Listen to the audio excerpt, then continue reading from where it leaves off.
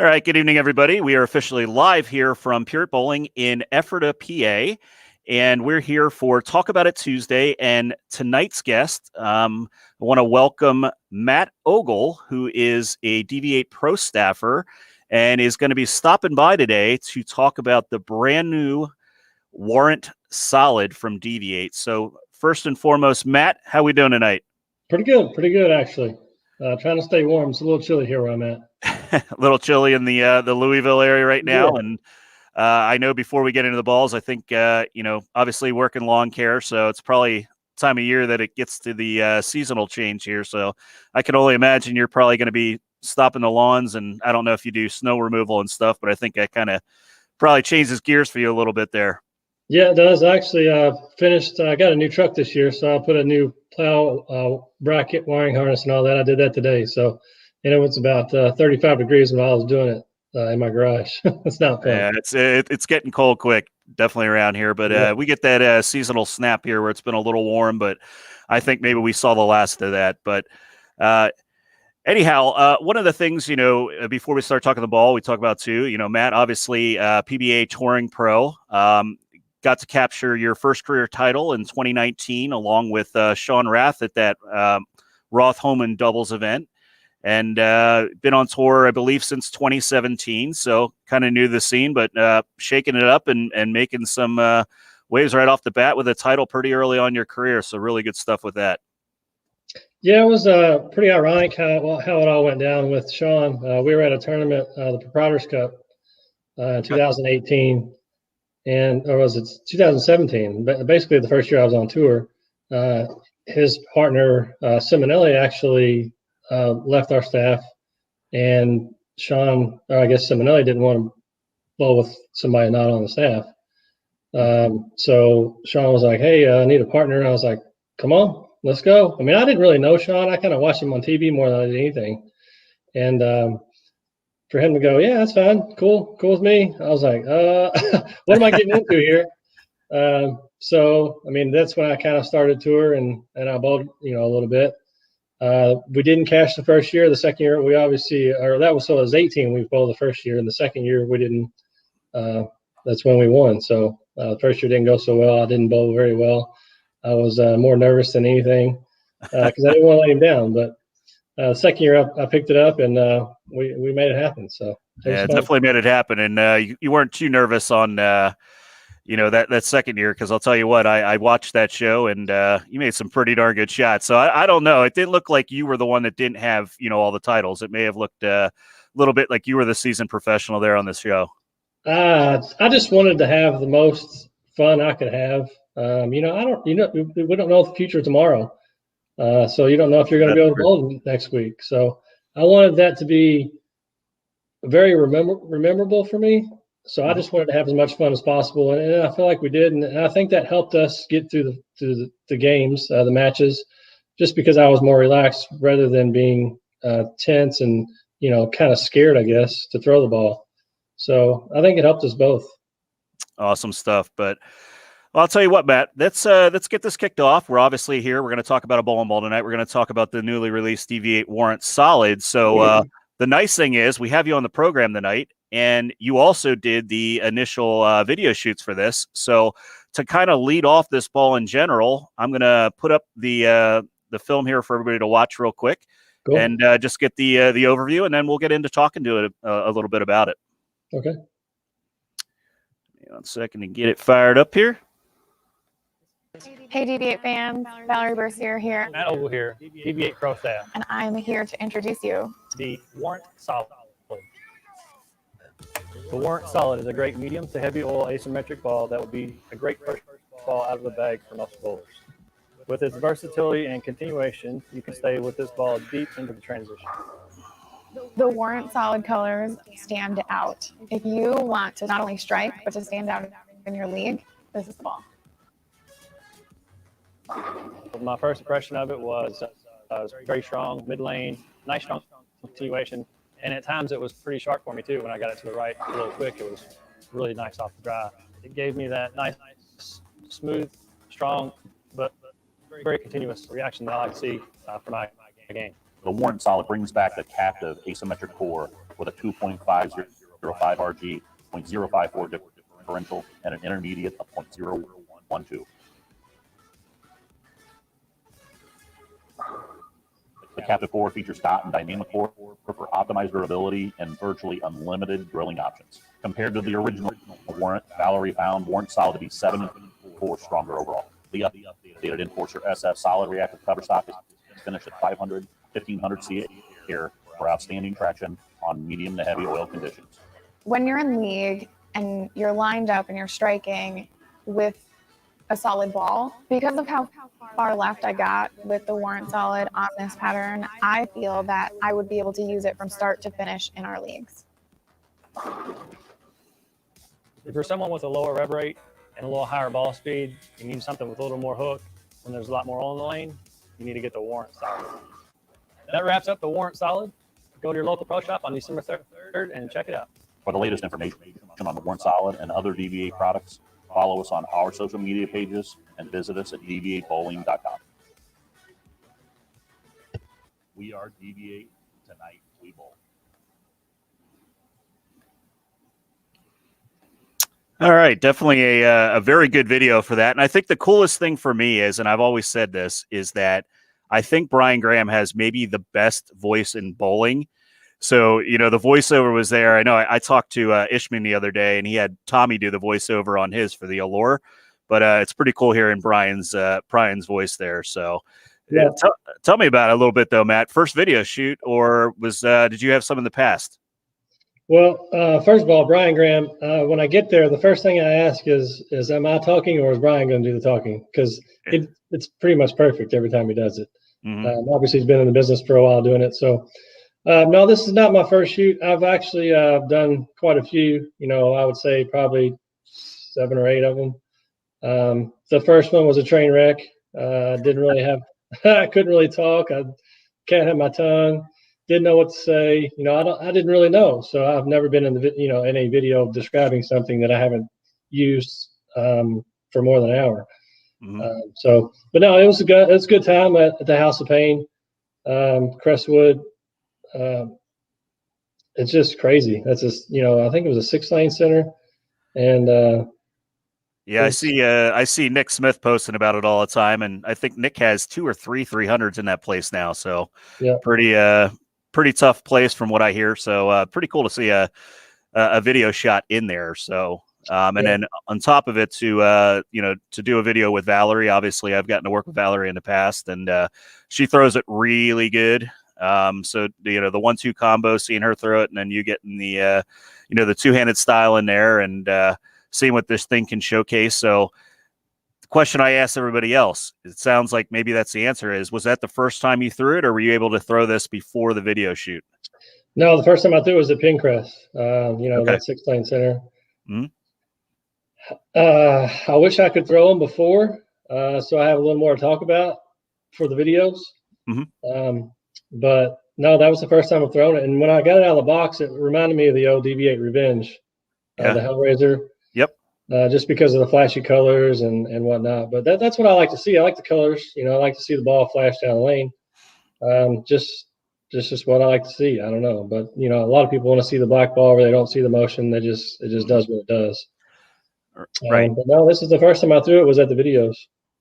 Yeah, and I think distinctly one of the things that I see with the DV8 brands as well is when you're talking about colors, and I really feel like DV8 has really taken that turn again to get back to more of the vibrant colors and stuff that we saw, like you said, back in some of the originals, you know, your Hellraisers and your Terrors and your, you know, things that made them highly successful all the way back to the Misfits and stuff like that. It's just that bright, in your face, you know, colors going down the lane. And I think you had a good point there that, you know, every individual is different. So, you know, this one, which has a lot of color phasing to it, matches up really good for your eye. You like to see that, where, like you said, some individuals like those solid colored bowling balls.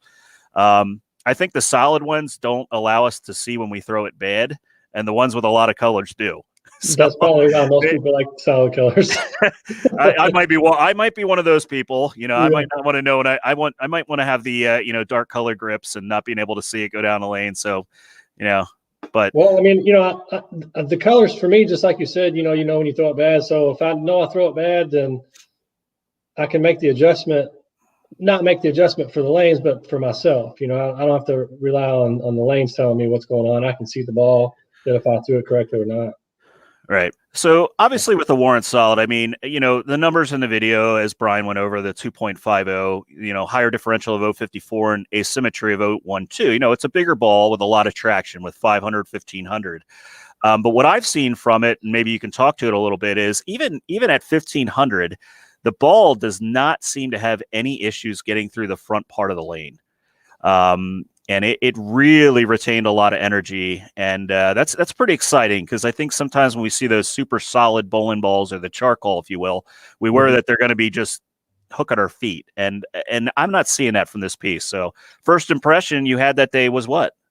Well, that was one of the impressions, was how clean it was. It's not a super quick cover for the big ball and the surface. Later in the day during the video shoot, the lanes dry out. We don't rerun. And I was still able to get that ball down the lane fairly easy without being too far left or throwing it over the gutter.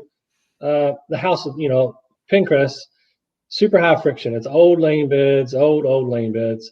Mm-hmm. And it's tough to get a ball down the lane there without a bunch of oil. And this Warrant Hybrid was amazing. Like I said, the more we bowled, it was just as easy to get down the lane from the beginning to the end. Right. Now, when you're comparing it to, the original Warrant, obviously the original Warrant was a hybrid version of this.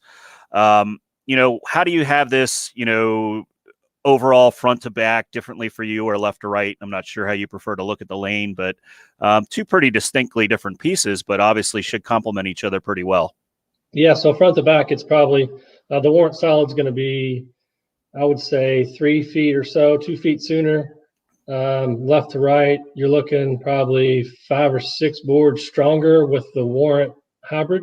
Mm-hmm. This ball is more of a rounded shape. Excuse me, more of a rounded shape, but still has that great continuation that you like to see with a stronger ball versus having to use like a pearl. And you can also shine it up too, and it still gives you that cleaner motion, and it gives you the sharper back end as well.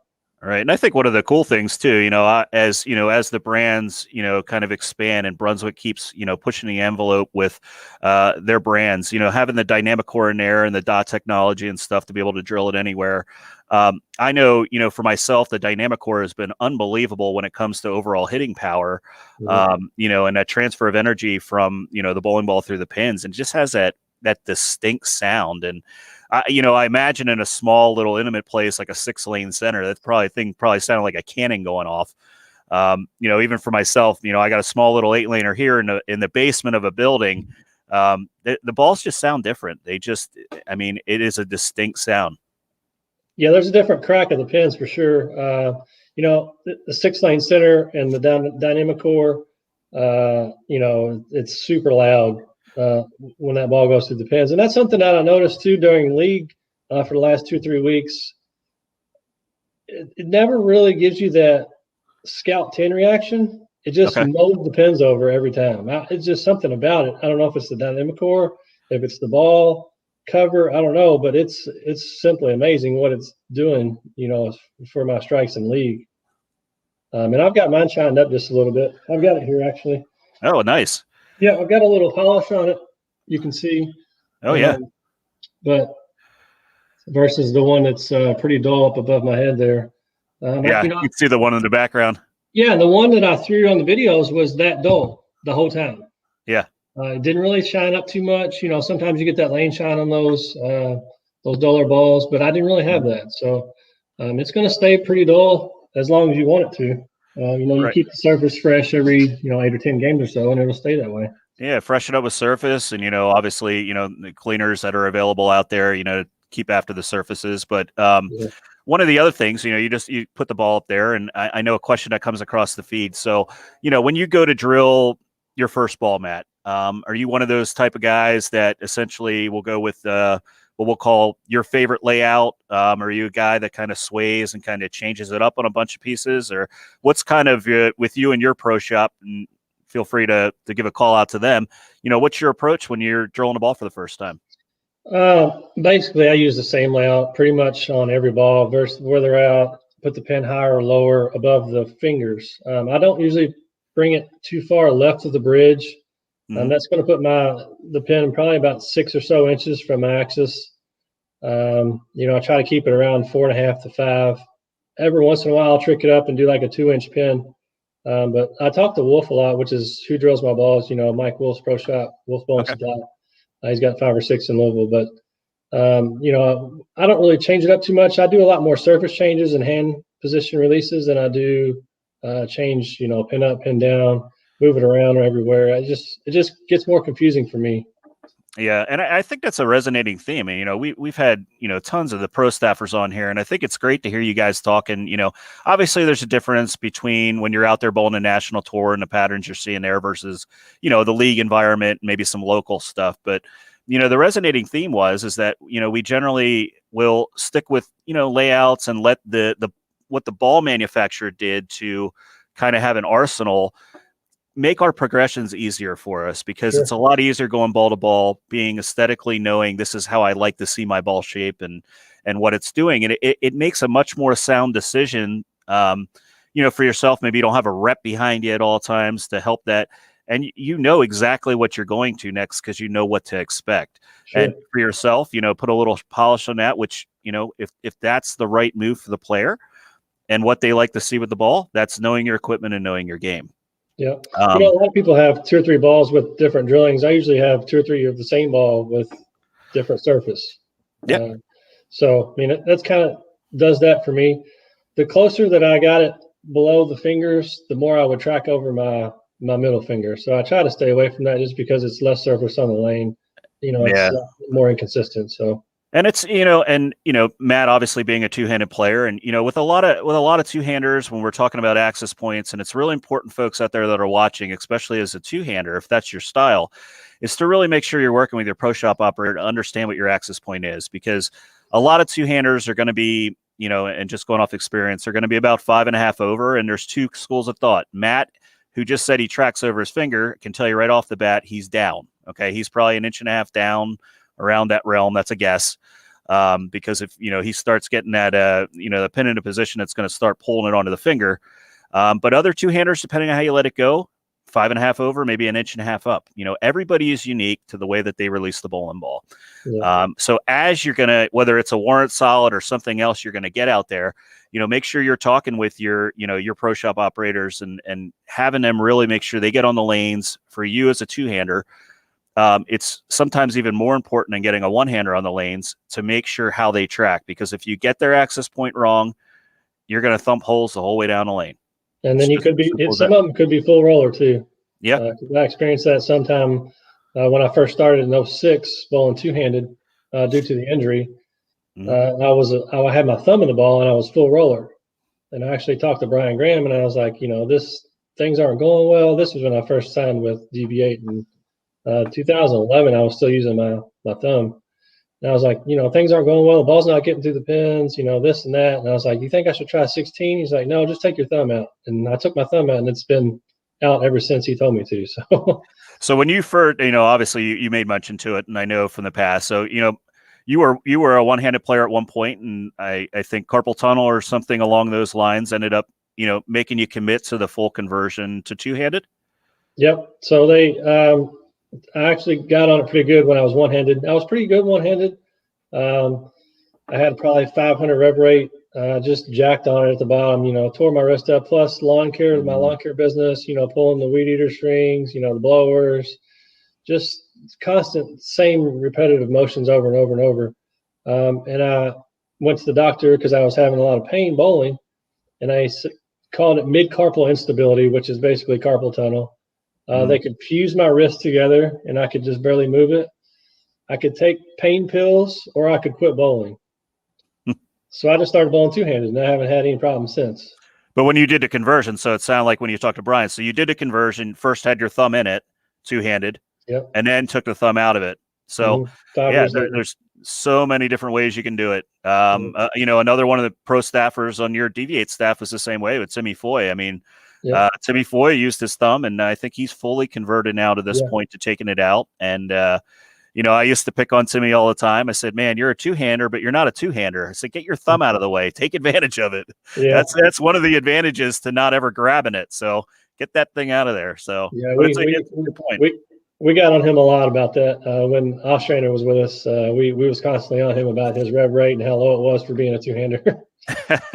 He was very forward, just trying to get the thumb out of the way. But, doesn't matter how you throw it. But, going back to what we're saying, it's so important, as you're going to drill this. And let's say it's a Warrant Solid, just make sure you understand, to have optimal performance with any ball that you're going to drill, you got to make sure that your specs are correct. You can't outbowl bad fit. You can't outbowl, having improper ball motion because somebody didn't take the time to actually measure your axis point and, just plopping holes in a ball and sending you out the door. That's not what we're here to do. And whether I'm talking to Matt or anyone else here, this is one of those comments we make all the time to, if you're unsure of what to do and you're going to go in and make a purchase, reach out to any one of us and we'll, help you at least understand it, get you pointed in the right direction as well. But as Matt said, working with Mike Wolf down there, obviously he's got a bunch of shops and you're right in Louisville area, correct, Matt? Yeah.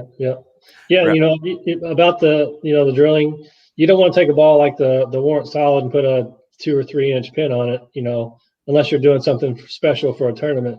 Mm-hmm. A lower rev, lower speed player probably doesn't want a 3 inch pin. It's just going to rev up and it's not going to have much on the back. So you might want to do like a 5 inch pin or something like that.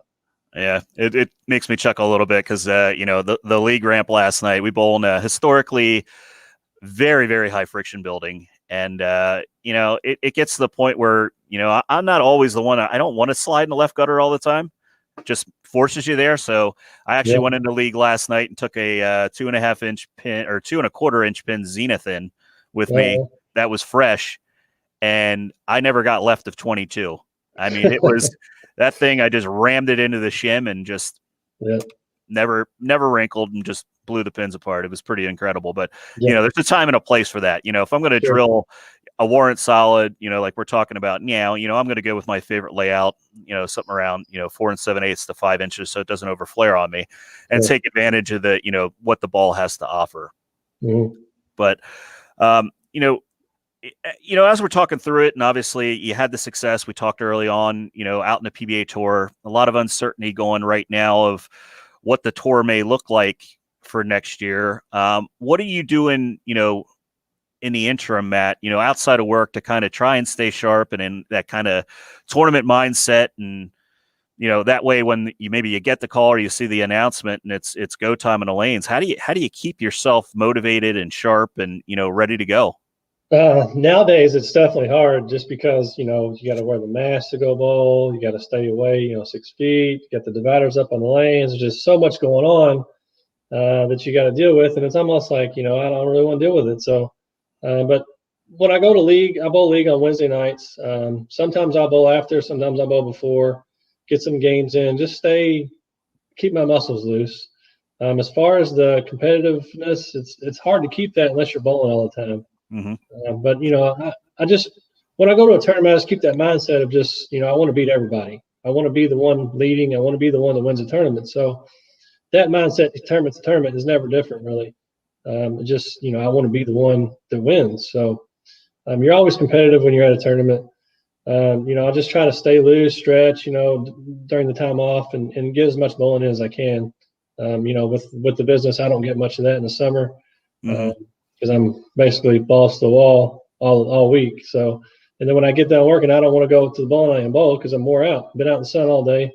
But, I just try to get as much practice in now for next year, the winter swing as much as I can. Yeah, it is tough and it's unique. I mean, right now, bowling centers in your area, you guys open right now? Or are you on timeout and you're still able to bowl where you're at the moment? Yeah, we can still bowl. Masks are on full time. And that may be what happens with tour next year. So it's just kind of give me a little practice for tour if we do have to wear a mask, the whole time we bowl. Yeah, it's kind of crazy because every area you're in is different. I mean, obviously I live in the tri-state area, Pennsylvania, and I'm close to Maryland, I'm close to New Jersey, I'm close to New York, and even Virginia. And it's depending on what state you go to, it's like a different world of what the the restrictions are, and mask on, mask off. Heck, you walk in some places and you wouldn't even know there was anything going on because there's not a single person wearing one. Right.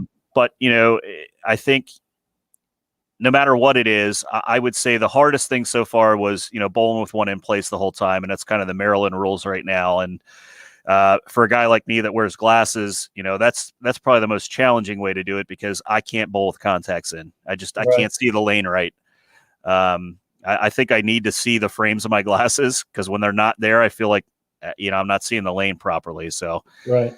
But we'll all do whatever we have to do to, you know, when the time comes. And, you know, hopefully, you know, I know the tour is trying to be creative, you know, trying to have some offerings out there, but hopefully some standard events can happen.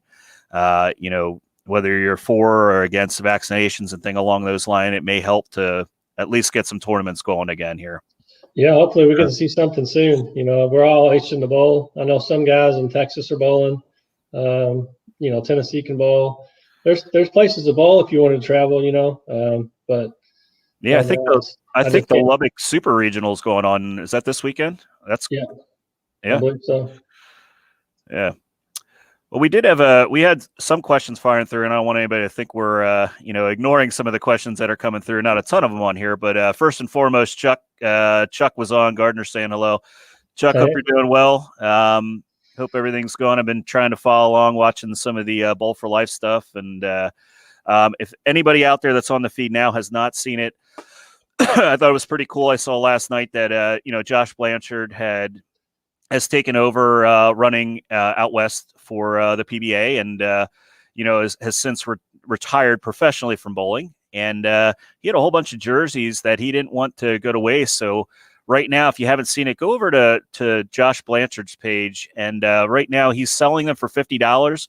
But what he's going to do is he's going to donate all of that to the Bowl for Life Foundation that Chuck and his wife run and just give back to the sport so much. So if you haven't seen it, go check that out. That's pretty special offering there. Yeah, it's pretty awesome. You know, he's got quite a few jerseys too. I don't know how many are left, but I know I think Ronnie Russell did that once and they went pretty fast. So Seminelli as well. You know, they won't last very long. So if you want to get one, check them out. Yeah, absolutely. And we got a question here from Jordan Shell. I will give you a little background. Jordan's from my area here. He is a two-hander himself, but kind of asking, you know, what has been your favorite release that came out so far this year? So the most recent, besides the Warrant Solid, which is what I'm throwing in league basically every week with a little polish, it was the Intimidator Pearl, and before that was the Verge Pearl. So those both got replaced with the Warrant Solid. And I'm not saying that because that's what we're talking about, but that's because that's what I use every week in league. I get that consistent reaction every time I throw it. It's never blown by the head pin. It reads the oil. It reads, you know, it's just consistent for me. All right. And that's pretty encouraging. I mean, putting a little polish on it and feeling like it's never going to go high on you, that's a pretty good feeling because usually when you see a little bit of friction, you know, you get a little bit of polish to get a little quick off of there. So it's either that or you're throwing it really, really well. And I don't know about throwing it really well. I'm just trying to be forward. So the less rotation I got, the better off I'm going to be. So just trying to get that forward motion going for tour too as well. Yeah. And, you know, we call it the speed bump out there. Different animal, man. It just it literally feels like the lane's oiled backwards sometimes, you know, when it's, you know, the difference of league, you know, the friction in league is usually to your right. The friction in out on tour seems to be in the front and to your left. It's just, it's crazy environment. Yeah. It was definitely a learning curve the first year for me. I had no idea what I was doing. I was doing it all wrong. I've been there, man. I'm itching to get back out there as well. I'm really hoping they don't postpone or cancel the Masters again. That would be, I guess my next traveling trip out there to actually throw the ball myself. So hopefully we got to go there. But Brandon checking in here. Brandon, who did you watch or root for on the PBA Tour growing up? So I can remember watching Walter Ray, Parker Bone, you know, and then getting into, you know, friends of mine, Tommy Jones, Sean Rash, Wes Malott. You know, I watched them all. I didn't really have a favorite, you know, Chris Barnes, I watched him. I just wanted to be on TV and bowl. Just to be on TV and bowl. I mean, you know, I wanted to be the one to make that shot to win the match, to get to the TV show. I wanted to be the one to throw the strike or double to advance in the show, and then throw the strike or count, whatever it may be, to win the show. And it actually all happened in 2 days for me with Sean, and it was pretty awesome. You know, I can't. It's just crazy. I don't know. I can't. It all went down the way I thought it would go down, or wanted it to go down. Yeah. So but now, you know, I watched them all on TV. I just wanted to be there with them. All right. Pretty awesome stuff. Chelsea's asking, you know, what, you know, obviously you went pro in 2017, and not to mean that you didn't, you know, bowl at a professional, you know, height in your career, but, you know, what was it that made you want to go pro when you did? Okay, well, I need to go back to the last question too, because Mike Wolf was one that I watched a lot too, and he drills my ball. So I probably should throw that in there. Before he became a rep, I would constantly watching his scores, just trying to live through him. Yeah. What made me want to go pro? Just like I said, you know, I just wanted to bowl on TV. I wanted to try and win a title. You know, some people say that my doubles title is not really a real title. I call it a title. It's a title. Well, those people are just wrong. It's just they're just wrong. You know, and I'd like to get a singles title too. Don't get me wrong. You know, I'll even take another team win. You know, it's fine. But just to be able to bowl on TV and just enjoy that time is awesome.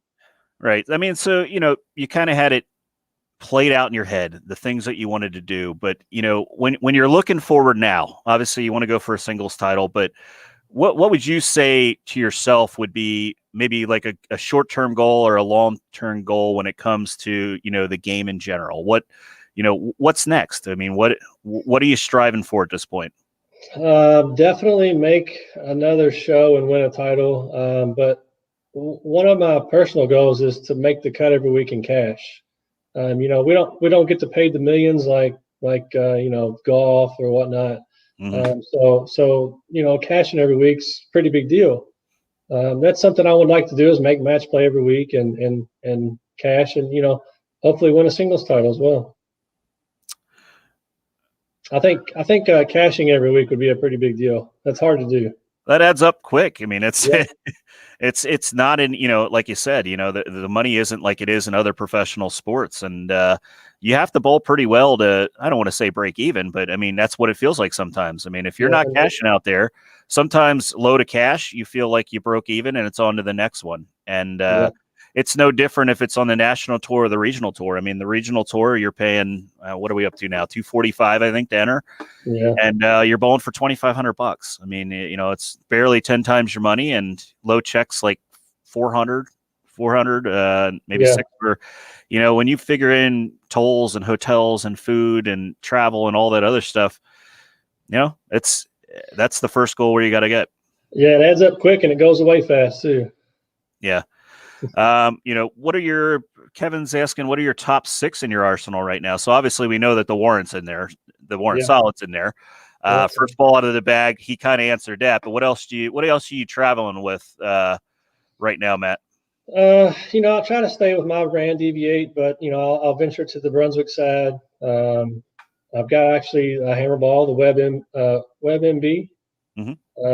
And then, so I've got the Intimidator Pearl, the Verge Pearl, then my trusty spare ball. I use the Tactic Control, and then Melee Jab Blood Red. That's been one of my go-tos. You know, when I need to very good ball, get left on the gutter, throw it over it. So yeah, I like the pearls. I'm not too big on solids. This one, that's why I was so blown away with this solid, is how clean for as big of a ball as it is, and it's still continuous no matter where I'm at on the lane. It still goes through the pins pretty well. Yeah, I'm actually looking forward to it. I mean, it's been a while since I drilled a, you know, what I'll say a big ASIM from the Radical, the DV8 line. But, you know, this one just has that different feel to it. And from everybody that I've seen go down the lane, you know, it's a pretty exciting one for me. And I think I'm going to, you know, put the benchmark layout in this one and just, you know, use it for what it is. And I can understand, you know, if you're bowling league right now and that's where you're stuck, you know, higher, you know, 2 hands, higher rev rate and stuff. Obviously, you know, you want the ball to get through the front, and you're just going to use the friction to your right. It's a different mindset. I mean, so, you know, using something like a jab or something for retention and things along those lines, no doubt why you like the Verge Pearl. I will say, though, that Intimidator Pearl from DV8 is one of the prettiest balls I've seen on the market as far as shelf appeal. And, you know, I joked around when it first came out because Wadka was up here at my center, and obviously Wadka's got the slow wheel, and we were actually doing the arrow at the time, and he pulls this thing out before it released and threw it down the lane. I'm like, what was that? What was that ball? It made him look incredible. And I know Dave watches these, so he knows I'm going to pick on him every time. But that ball is special in its own right as well. And kind of where you're looking at, this ball kind of fits in. Like if you compare this one to, let's say, that Intimidator Pearl, I'd say the Intimidator Pearl is just a little more flippy, but these are both fall in that heavy oil realm. One just being a little quicker off friction, and the one just being a little more rounded.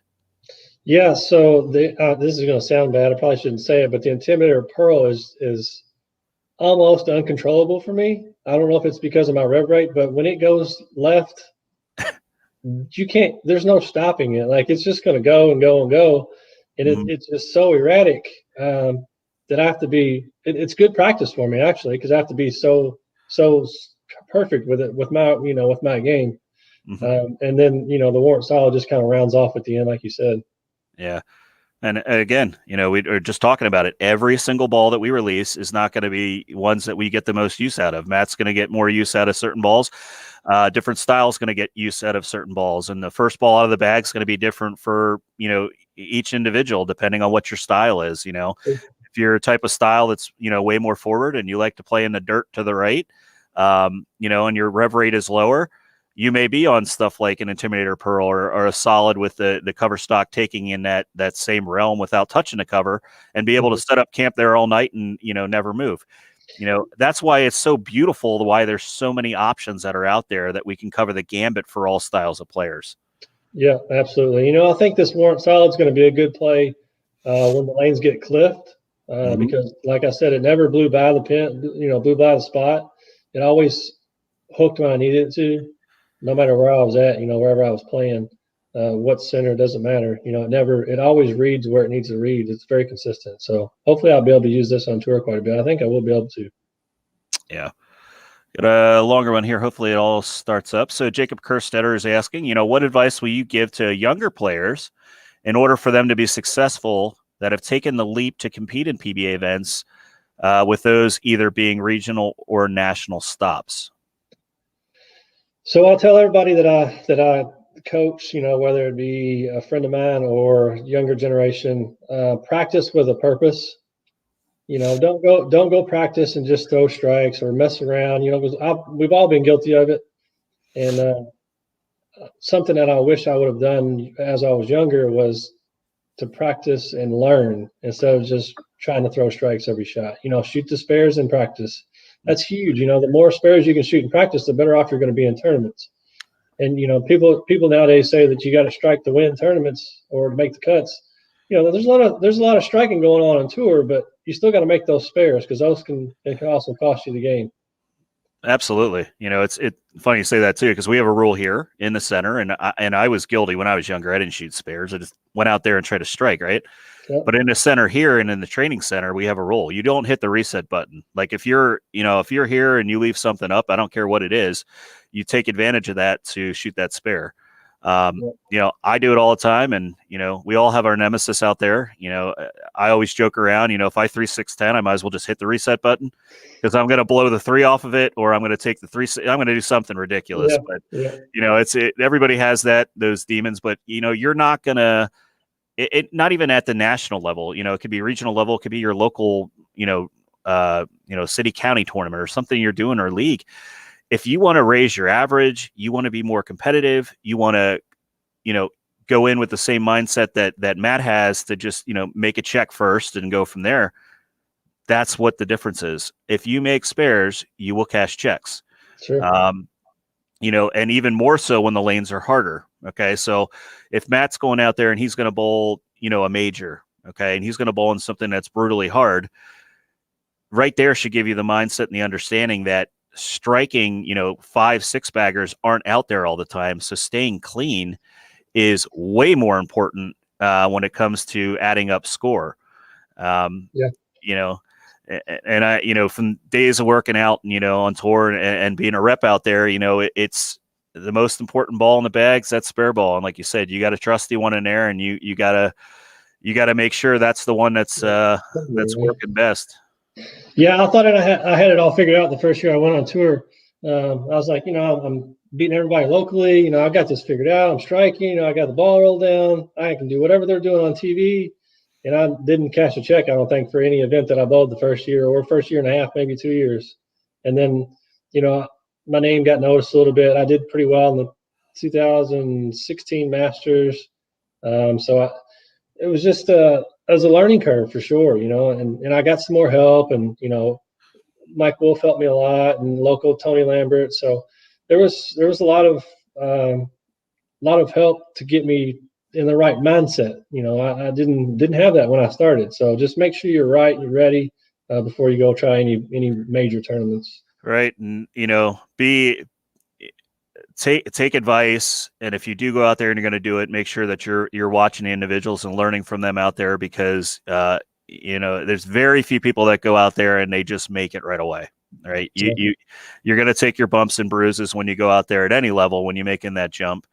And make sure that you understand and be accountable for yourself and what you're doing, right? Because if you're not honest with yourself, you're going to prolong your learning experience at any level, and you're going to make it really hard to really embrace, I'm ready for this, or hey, I got more work to do before, I'm ready to be at this level, no matter what level you're going into. And Brandon kind of asked, and maybe it falls along that, what's the best advice that you ever received? Well, I wouldn't say that I received it, but I've kind of learned it. I watch bass fishing. I've got a place at the lake, and me and my son do a lot of fishing. My dad as well. But Michael Iaconelli is a well-known bass fisherman, and his motto is never give up. So something that I've kind of learned is never give up. You could be this actually happened last year. I was bowling, and I didn't really quite figure out how the guys were staying so far left and throwing it right to the gutter, and it was still getting back striking no matter what ball they had in their hand.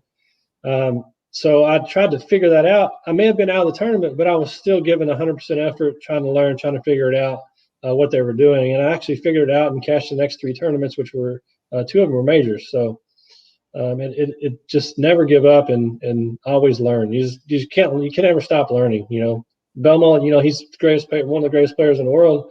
You might think that he hasn't figured it out, but he's still learning every time he bowls. Which is scary. Just downright scary. Yeah. Right. And it's no different. It's no different if you're Walter, Pete, they're all adapt, right? The game changes, the game evolves. If you're complacent in this, if you're complacent in life, you're going to get out of it what you put into it. So, continuous improvement is probably the best word I could ever use to it. And, there's always somebody out there that's working harder. Sure. So when you think that you're working hard enough, push further, right? Sure. And, it doesn't matter. You can take that to your everyday life as well. As we're talking here about what it takes to bowl and tour, or whatever you want to do. If you're complacent, you need to change the mindset. You have to push forward. You have to feel like you're going to put in more than the next person is, and you can ultimately do whatever you put your mind to. I mean, sure. The best mental coaches in the world will tell you that. But until you have, you believe in yourself, you believe in the process, you got to embrace it. Yeah, absolutely. Pretty awesome stuff. But it's kind of hard to believe I say this stuff all the time, Matt, when I'm on these feeds. It's 45 minutes in, been talking already. It feels like we were on for like 5 minutes. I know, right? But we love answering questions and things along those lines. But we can keep answering questions. The only thing I'm just concerned about my battery. I should have charged this before I did this, but I'm going to plug it in, so we'll be good for another 30 minutes if you want to do that. Well, we'll see. It we'll get it to the point, and usually we'll make sure go back through here and make sure I didn't miss any really good questions on here that were coming through. But again, kind of going back, while I'm looking through here, to the ball and things along those lines, again, if you guys have questions on these feeds, this is a great opportunity, Matt. I'm sure you have a fan page, I believe, on Facebook, correct? Yeah. Even if, you got a question that's not on here, send it to me, Matt Ogle Athlete page on Facebook, at Matt Ogle DV8 on Instagram, and DV8 Bowling Fans Facebook group as well. I try to get on there as much as I can to answer any questions. So no matter if it's DV8 or not, just feel free to ask. Yeah, I think it's important everybody understands out there that we do these feeds for a reason, right? We do this because we love this sport, right? And Matt and I wouldn't be on here talking right now if it isn't something that we love, right? Right. I've probably met Matt once in my life, but I reach out to Matt and say, hey, I want to go over a ball review. Would you like to come on the program? And there was no hesitation, right? It's because we love bowling, right? We love bowling. We want to give back to everybody that's out there. And there's nothing more humbling for us, to answer those questions and see people excel out there. So by all means, fire those away. That's what we're here for. Yeah. And that goes for anybody else that's, on board with the Brands of Brunswick from top to bottom. It's a commitment that we have to everybody. And we just, we love it as much as you do at home that are watching this. Absolutely. And if it's a question about a ball that I haven't thrown, I'll message another staffer and say, hey, listen, I've got this question about, hammer ball, reticle. If I haven't thrown it, I'll find out, an answer for you. So, like I said, feel free to message me. I'll try to get to you as soon as I can. Maybe an hour, maybe 6 hours, or maybe the next day. But I'll get to you. All right. We got to work those regular jobs first, but we'll get back to you for sure. Yeah, I'll never forget. When we made the TV show, Sean told me, he said, put your phone down, turn it off. He said, turn it off until we're done bowling the show tomorrow. And I kind of did, and I kind of didn't, because I've never been there. I wanted, kind of experience all the messages or whatnot. But I kind of wish I would have turned it off because my phone never stopped blowing up, and I absolutely loved it. All the people, congratulate me, give me support to get through, the next day of the show. And, when the show was over, it was taped. But I had I think it said 150 messages, which may not be a lot to some of the guys, but that was a lot to me. Unread messages, and I couldn't get them all checked before the plane ride. So, and we actually, something most people don't know is when the show was over, we couldn't hang around and sign autographs. We had a plane ride, like 45 minutes as soon as the show was over. So we were on the plane. I barely got my trophy to the plane. That's how quick it was. Didn't even have time to enjoy the first one. No, yeah, that's okay. I enjoyed it. Let's see. We had one or two more trickle, and we'll take a couple more here. But what does it say? Like golf, is bowling equipment getting too advanced for the house and lanes? Interesting question, Jim. Maybe I'll try to answer that for you a little bit. Obviously, you'll see a lot in forums and stuff about, ball technology and lanes and oils and all that. And, you can talk to your blue in the face, but at the end of the day, every sport seems to have evolution, right? There's going to be break in technology, whether it's golf, with, I don't know how many people are on here, but like, for instance, like a Callaway that has jailbreak technology or something, and where you put the weight distribution can hit the ball further, and the golf balls and the dimple designs and the symmetry to the golf ball or asymmetry, all that stuff is evolution and technology, right? And it does change the game. Okay. You got guys like Bryson DeChambeau that decided, I'm going to get completely jacked and I'm going to hit the ball, and he's exposing, these golf courses and make them into like mini putts. But there's a time and a place where that's going to work. And that's where my point for that was going. So, he had found that overpowering some of these courses may be the next ticket to winning. And you know what? He won a tournament, won a big one. And, maybe Matt, with a two-handed style can open up the lane and rev rate, and it'll work this week, but he may go next week and that's dead in the water. Right. So no matter if technology is changing or not, I think it's just the way that we just spoke about is how you adapt it and how you look forward thinking. Okay. So, if I get a bowling ball that's stronger because the oil that they made this year is thicker and it regenerates and stuff, it's a cycle. Okay.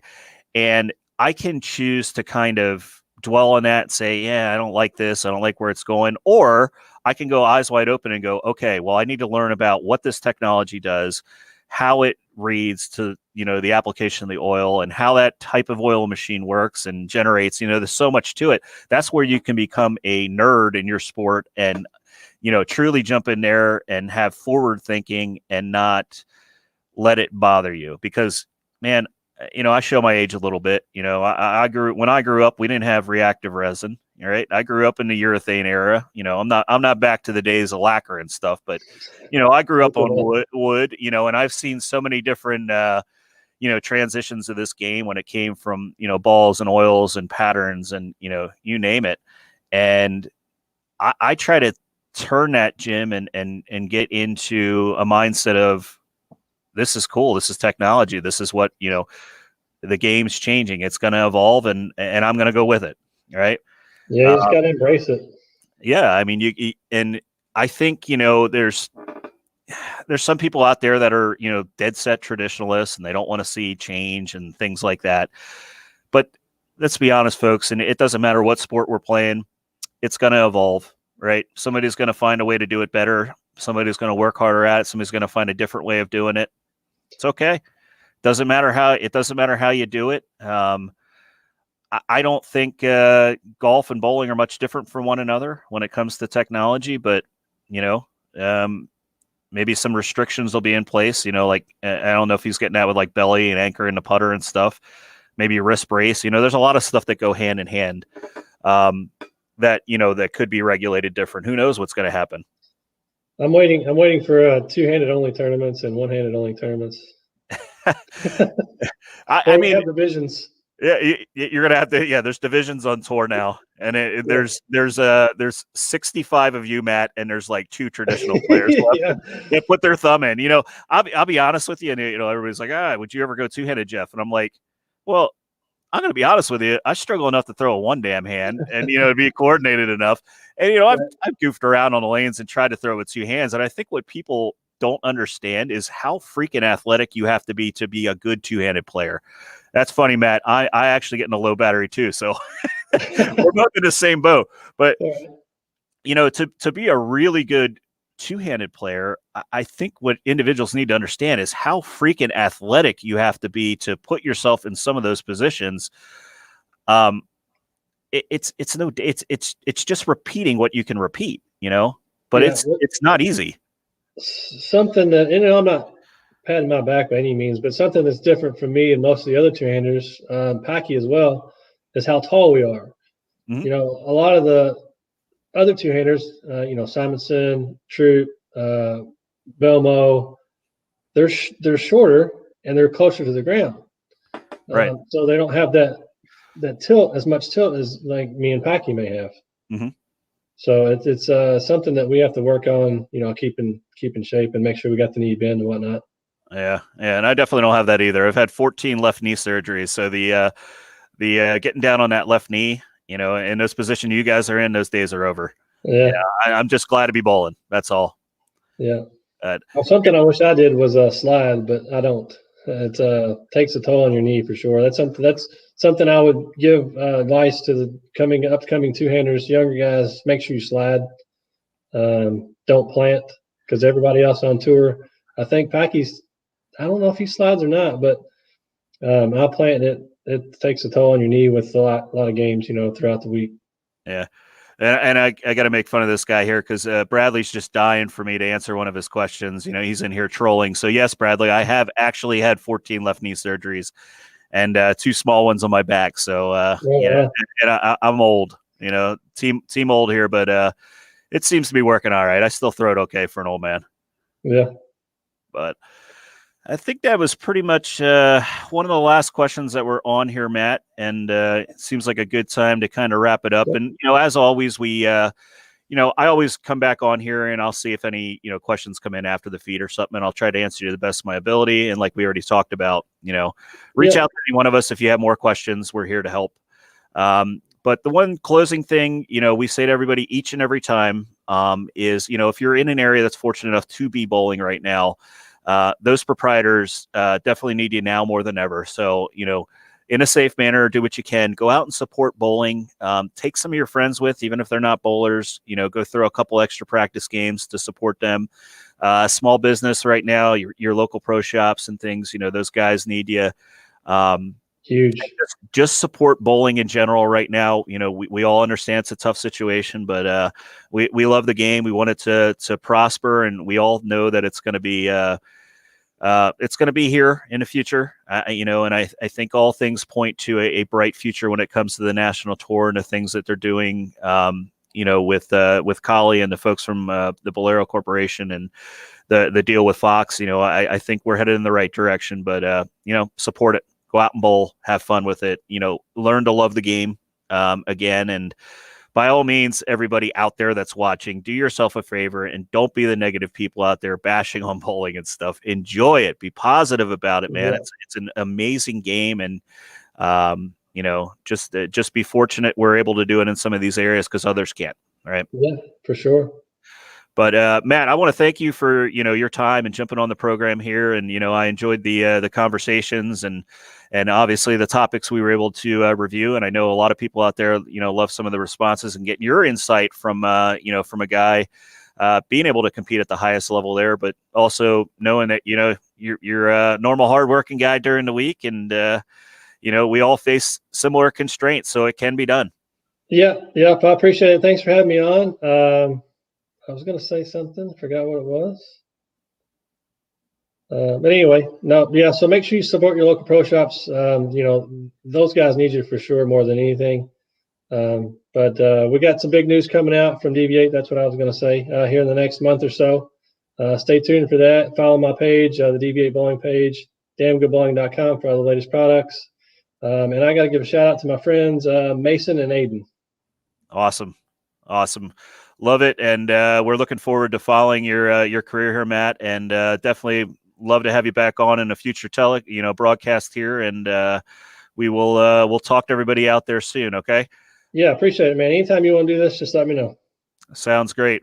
Appreciate your time. And everyone out there, you know, stay tuned. We have, you know, multiple broadcasts each week, and keep your eyes peeled for the next one that'll pop up in the next day or two here. Yep. Until then, talk to you then. See ya.